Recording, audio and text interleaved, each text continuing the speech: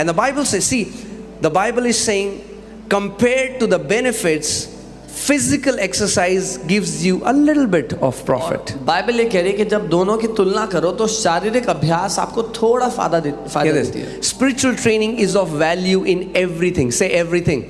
लेकिन आत्मिक ट्रेनिंग आपको हर चीज में फायदा देती है. बोलो, What does हर that चीज mean? में.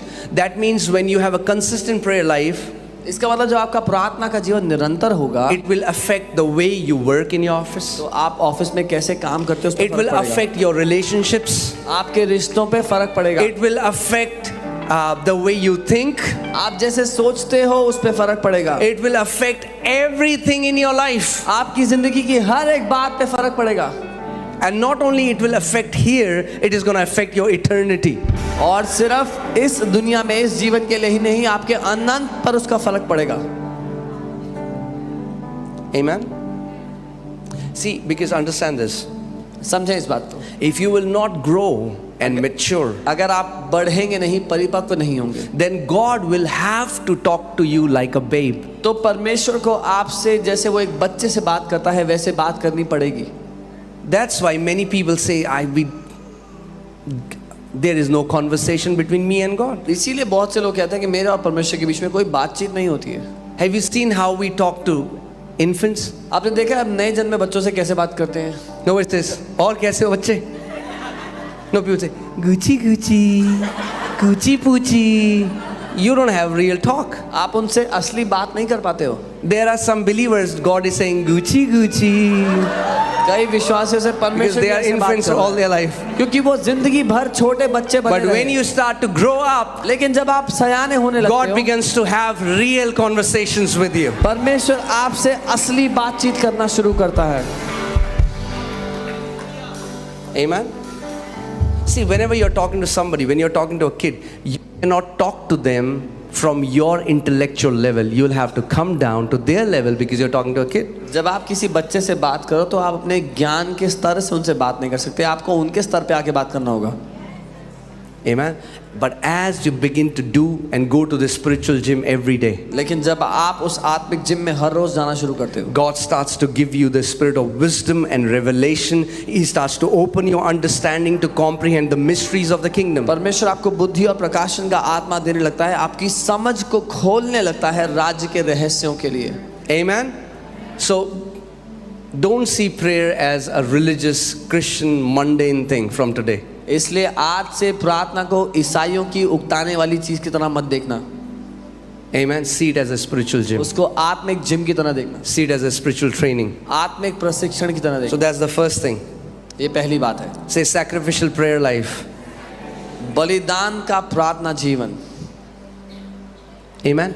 Do you know that champions are not made spontaneously? I mean, like it was not like that there was a champion who became a champion accidentally.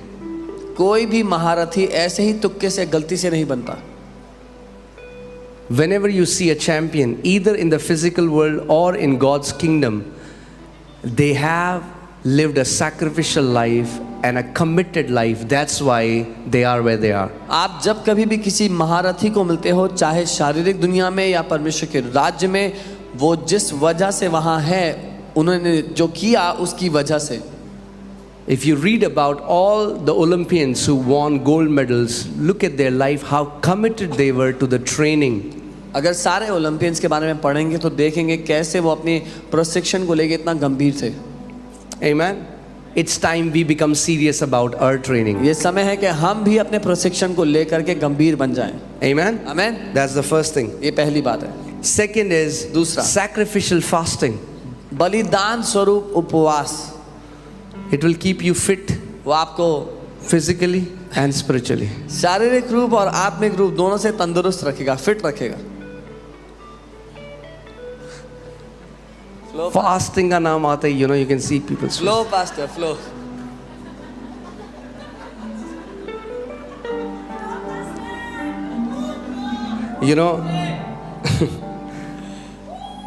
So many people are so afraid of fasting, इतना डरते घबराते हैं उपवास के. and that's why you can see bank all around them. इसीलिए उनके चारों ओर आपको एक बैंक मिलता है.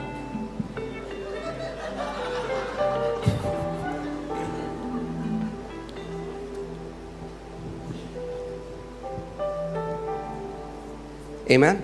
Do you know the world today, the world, those people who are spiritually dead, they are finding out the benefits of fasting, and they have become, the world is going crazy after fasting. अब There are जानते हैं- apps now, thousands of apps. दुनिया के लोग जो आत्मिक रूप से मरे हुए हैं उनको उपवास के फायदे पता लग गए और हजारों ऐप बन गई Now उसमें। hear this, because they are spiritually dead, when they fast, they only get physical benefit. But when you fast, you get physical benefit as well as spiritual benefit. लेकिन सुनिए, क्योंकि वो आत्मिक रूप से मरे हुए हैं, जब वो उपवास करते हैं उनको सिर्फ शारीरिक फायदा मिलता है, पर जब आप उपवास करते हैं आपको शारीरिक और आत्मिक दोनों फायदे मिलते हैं। Amen. Now, why do we fast? पर हम उपवास करते क्यों Again, see, guys, I'm putting different teachings in a blender and I'm turning it on, so you have to. It's a smoothie. मैं मैं अलग अलग शिक्षाओं को एक ब्लेंडर में डाल के चला रहा हूँ। Okay, ये so smoothie है। yeah. Okay, it's yeah. Praise God, Hallelujah. Okay, so fasting. Why do we fast? हम उपवास क्यों करते हैं? Many Christians have a wrong understanding of fasting. बहुत से मसीहों की गलत तस्वीर है उपवास को लेकर। They think, उनको लगता है मेरे काम नहीं बन रहे, मैं फास्टिंग में जाऊंगा. oh I'm stuck with my some work is stuck, I'll go on fasting। You don't fast to get anything from God. आप इसलिए उपवास नहीं करते कि परमेश्वर से कुछ मिल जाएगा। Are you guys with me? मेरे साथ हो? Some people got so upset. कुछ लोग बड़े नाराज हो गए सुन के। ऐसा नहीं है कि when you go on a hunger strike, God says, three days, I have to give him now. 4, oh, ले ले। ऐसे नहीं है कि आप बिकॉज आप भूख हड़ताल पे बैठ गए तो परमेश्वर कहता है 3 दिन हो गए अब तो देना पड़ेगा, चौथा अरे ले ले यार। God is not compelled to give you anything because you went on a hunger strike. That's not what fast is for. परमेश्वर विवश नहीं हो गया क्योंकि आप भूख हड़ताल पे उतर आए। Fasting does not change God. Fasting changes us. उपवास परमेश्वर को नहीं बदलता, उपवास हमें बदलता है। Amen. Fasting does not move God. उपवास परमेश्वर को नहीं हिलाता। He is not the one who is stuck. वो नहीं है जो फंसा हुआ एक जगह पे। अरे थोड़ा फास्ट कर लो, मैं मूव कर जाऊंगा. No, fasting moves us. उपवास हमें हिलाता है। So why do we fast? हम उपवास क्यों करते हैं? We fast to bring our natural appetites under our subjection. ताकि हमारी शारीरिक भूखों को शारीरिक Write it लालसाओं down. को There are अपने natural अधीन ले urges आए। of this body. इस शरीर की शारीरिक लालसाएं हैं। Are you getting that? God gave it to us, but what demons do is they take those urges and take it to an extreme where we become slaves of those urges. परमेश्वर ने वो अलग अलग भूखें हमें दी थी हमारे शरीर के लिए, लेकिन दुष्ट आत्माएं क्या करती हैं उसको लालसा बना करके एक अंत छोर तक ले जाती हैं और वो हमें दास बना देती हैं उसका। Let me say this. If you cannot control your hunger, you cannot withstand any temptation. अगर आप अपने भूख को नहीं नियंत्रित कर सकते तो आप किसी परीक्षा का सामना नहीं कर सकते। Let me say that again. दोबारा कहता हूँ, If you cannot control your hunger, if you cannot withstand your hunger, you cannot withstand any temptation. अगर आप अपनी भूख पर नियंत्रण नहीं कर सकते तो आप किसी परीक्षा का सामना भी नहीं। Because if you see, every temptation is an urge of the body. क्योंकि आप देखेंगे तो हर एक परीक्षा शरीर की लालसा से होती है। But if you live a fasted lifestyle, पर अगर आप उपवास करने का see, जीवन we जीते are हैं, starting from tomorrow. We are going on a 1-week fast. कल से हम 1 हफ्ते का उपवास शुरू कर रहे हैं। Okay. ठीक है, But all throughout the year, you can dedicate 1 day of fasting that you're going to separate yourself, and that day is the day you fast. All throughout the week, 1 day separated.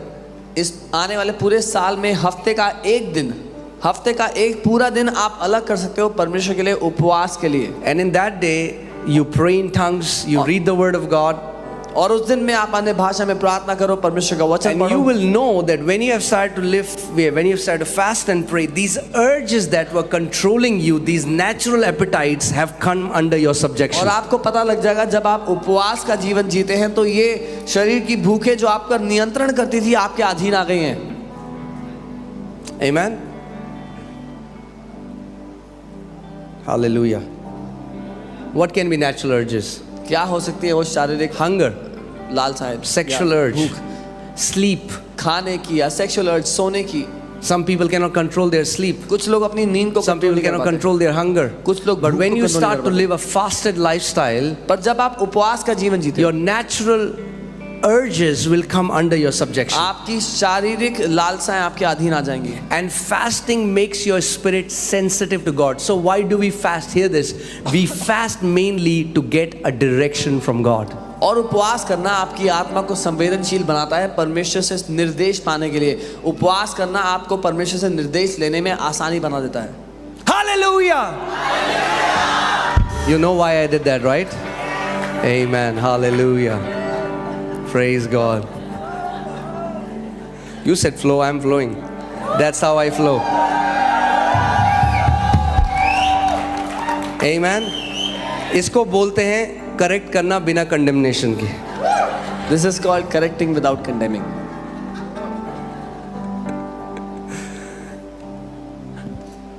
Hallelujah. अब रात को जब आपको अपने घर में नींद आएगी, आपको मेरी आवाज आएगी, हालेलुया।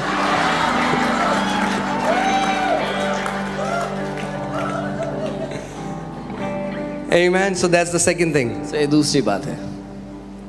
When you fast, जब आप उपवास करते हैं, your spirit can become so sensitive. I'm telling you, there is a, when you keep on praying in spirit and you keep continuing this, you can even tell where angels are standing in your room. जब आप उपवास करते हैं आपकी आत्मा इतनी संवेदनशील होती है और ऐसा समय आ जाएगा जब आप ये भी बता सकेंगे कि स्वर्गदूत कहाँ खड़ा है आपके रूम में। Your spirit becomes sensitive because do you know that your spirit has senses? आपकी आत्मा संवेदनशील हो जाती है क्योंकि आपकी आत्मा के पास भी ज्ञानेंद्रियां हैं, क्षमताएं हैं।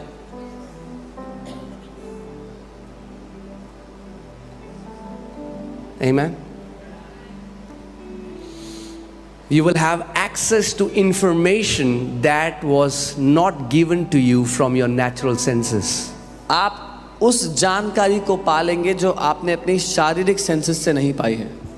You know, there were times I would sit and I was working or pray. I was working one time in my office and suddenly I felt this fire like just falling on my head.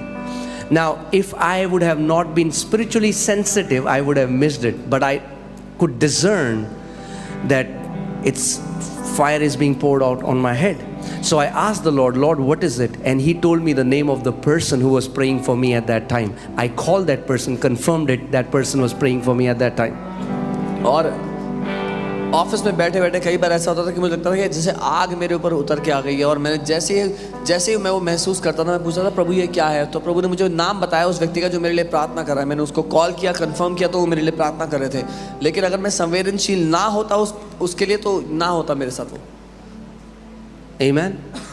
As you keep going to this spiritual, okay, जब आप इस आत्मिक gym जाते रहोगे, that was first warning. तो पहली warning थी। As you keep going to the spiritual gym, you can become so sensitive. I have met people and they are saying something else, but from the ears of my spirit, I am hearing their real motives. जब आप आत्मिक अभ्यास करते रहोगे आप इतने संवेदनशील हो जाओगे। मैं लोगों से मिला जो अपने मुंह से तो कुछ और कह रहे थे पर उनका दिल कुछ और कह रहा था। मैं अपनी आत्मिक कानों से उनके दिल की बात को सुन रहा था। The Bible says Jesus knew what was in the hearts of men.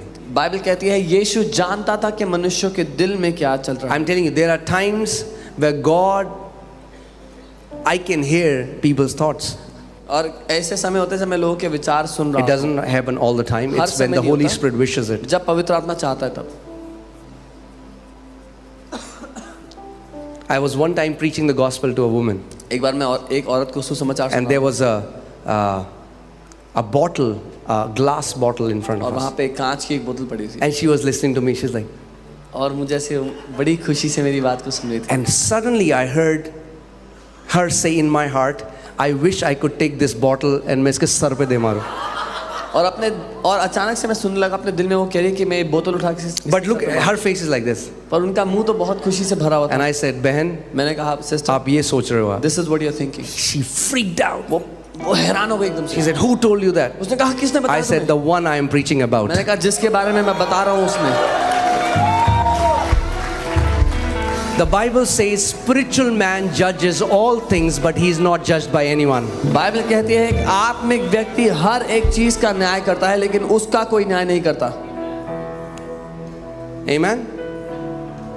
सो मैं यहाँ मेंबरशिप लेके आया हूँ एक जिम की, free membership, free free free invitation है, ले लो ले लो ले लो। So I brought a free gym membership for you.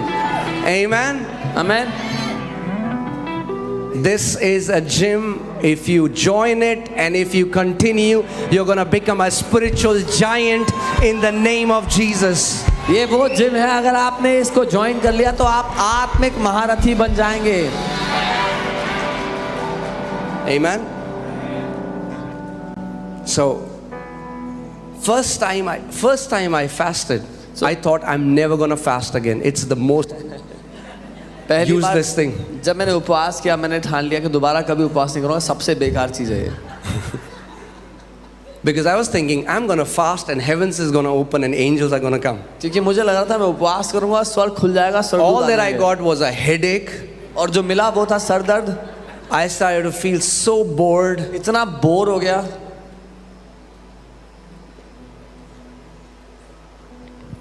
That's why it's a sacrifice. इसीलिए वो एक बलिदान है। Amen.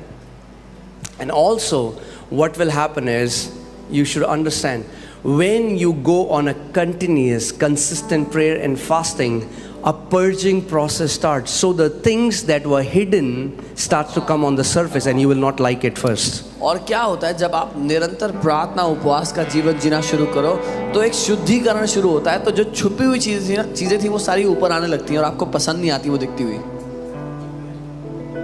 You know, you take a metal, looks nice, shiny, you burn it with fire. आप एक मेटल को लेते हैं, चमकदार होता है, पर आप उसको What आग में happens? जलाते हैं, क्या होता है? When you burn that metal, जब जलाते हो all the impurities come up on the सारी surface, गंदगी ऊपर आ जाती है पहले, and then you can just scoop it out easily. आराम से उसको निकाल सकते हैं। It's the same thing.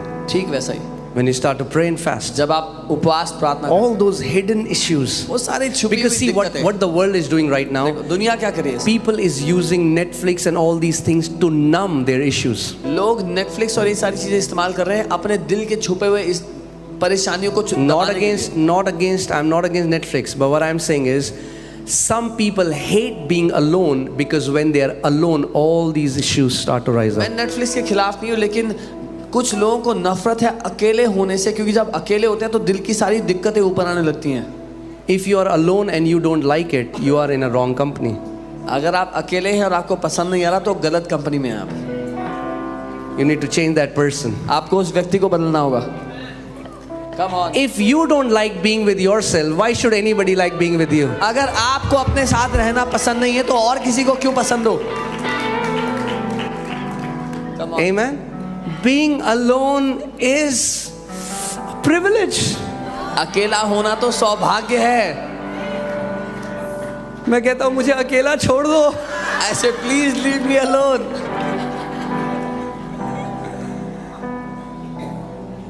Amen. There is a big difference. बहुत बड़ा फर्क है। You are alone, but you are never lonely. जब आप अकेले तो होते हैं पर अकेलेपन में नहीं होते। You are alone because you are meeting someone. आप अकेले इसलिए हुए ताकि आप किसी से मिलें। But there are some people, they are in big crowds, but they still feel lonely. पर कुछ लोग भीड़ में घिरे होते हैं फिर भी अकेलापन महसूस Okay, hear this. Are you ready? तैयार हैं? To constantly feel lonely even when you're surrounded by people, it's a sign you're not going alone and spending time with God. अगर आप लोगों से घिरे होने के बावजूद अकेलापन महसूस करते हो तो ये एक चिन्ह है, एक सबूत है कि आप अकेले में नहीं जा रहे हो उसके सामने। Amen. So what do people do when they are alone? तो लोग क्या करते हैं जब अकेले होते हैं? So that's why people have these, they'll go to events and they feel good, and then when next day जब सन आता है डिप्रेशन में चले गए, जितने ऊपर गए थे उतने ही नीचे चले इसलिए गए। लोग इवेंट में जाना पसंद करते हैं, खूब हल्ला करते हैं, then they go into depression if they're alone. Why? Because now they are alone. क्योंकि आप अकेले हैं। Now नहीं, separate yourself. अपने आप को अलग करना सीखो, Spend time with the Lord. प्रभु के साथ समय Do बिताओ। you know that intimacy never happens in public? आप जानते हैं गहरा रिश्ता या घनिष्ठता कभी भी लोगों के बीच में नहीं होती। There are many Christians who only know Jesus corporately. बहुत से मसीह लोग हैं जो यीशु को केवल तभी जानते हैं जब सब लोग इकट्ठे हो। They never meet him alone in their room. वो उसको कभी अकेले अपने कमरे में नहीं मिलते। Do you want to be intimate with your father? क्या आप अपने पिता के साथ घनिष्ठता में जीना चाहते हो? Then spend time with him when you're alone. तो उसके साथ समय बिताओ जब अकेले हो तो। Oh man, 12 बजने वाले हैं. I should finish my word before that. Flow pastor.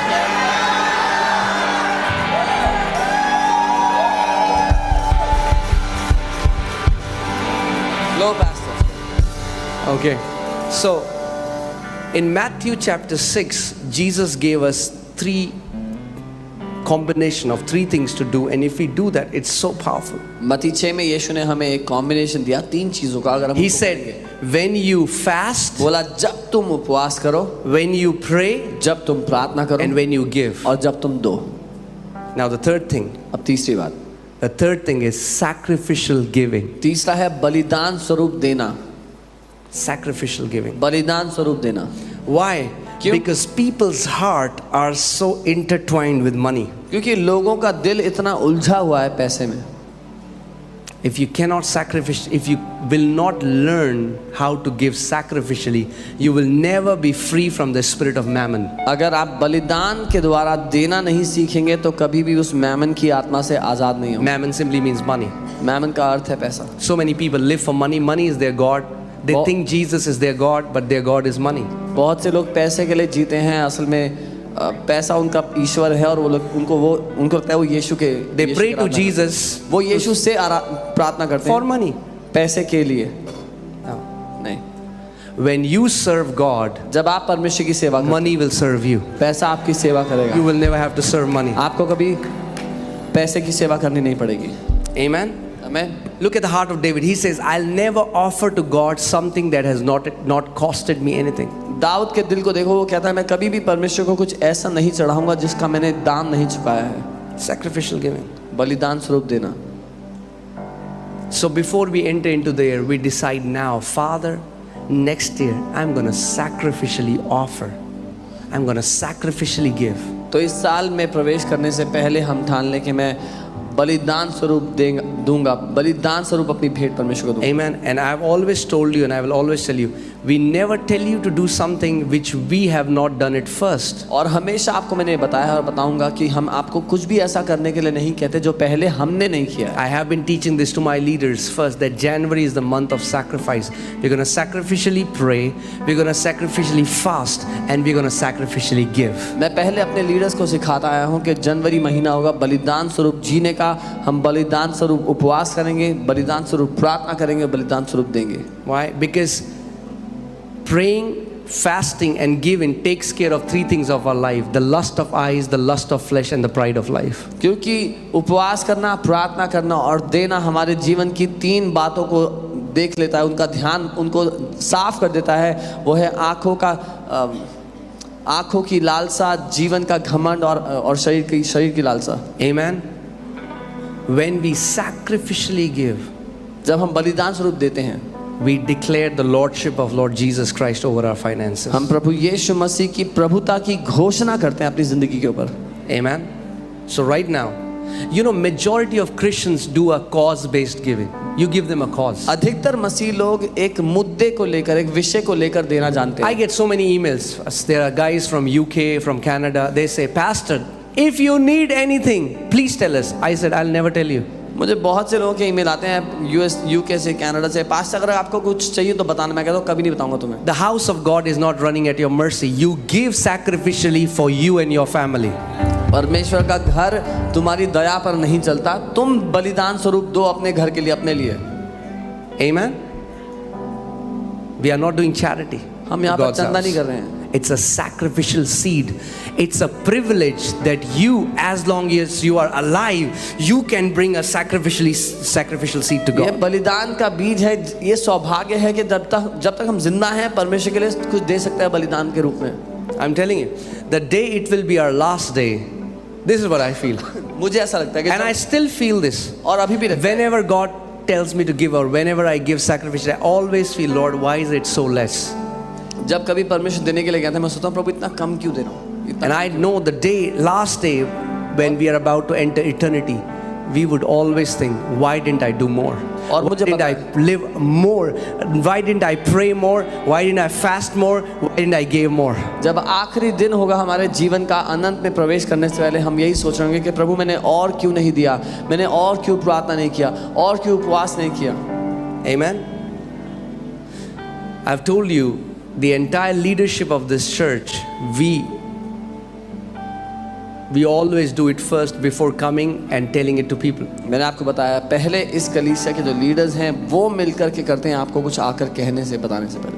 There are leaders, I'm telling you, there are leaders in this church who sold their car मैं आपको बता रहा हूँ, and gave it to the church when we came here. इस church में leaders हैं जिन्होंने अपनी गाड़ी बेच दी और जो मिला वो यहाँ चर्च के लिए दे दिया। जब A हम यहाँ आए थे, sacrificial seed is like a sweet smelling aroma to the Father. बलिदान स्वरूप जो बीज है वो परमेश्वर पिता के लिए एक मीठी सुगंध है। Amen. Isn't that crazy? क्या ये हैरानी की बात नहीं है?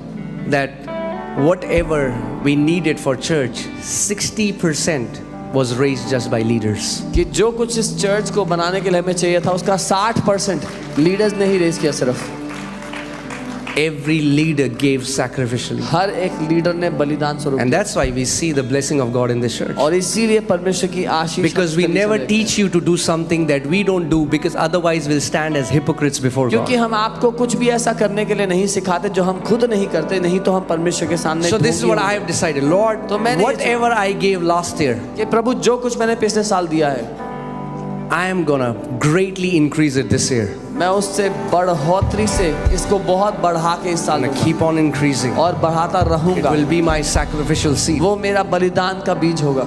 Amen. हमें